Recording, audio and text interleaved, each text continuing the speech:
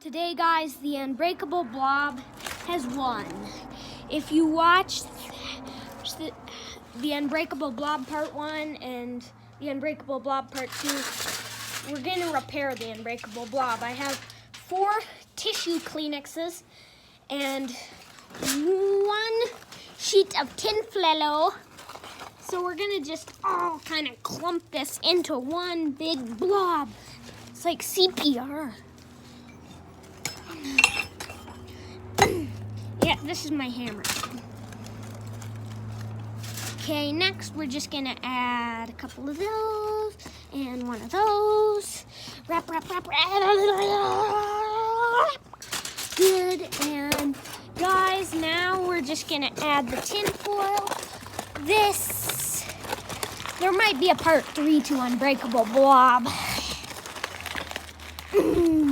For all I know, the Unbreakable Blob is back, but yeah, it looks good. You want to see if we can destroy it, guys? Yes, you do, don't you? Yes, you do. Yes, you do. That's still really strong. So make sure to like, subscribe, and hit the bell button. Oh wait, we got a rubber band.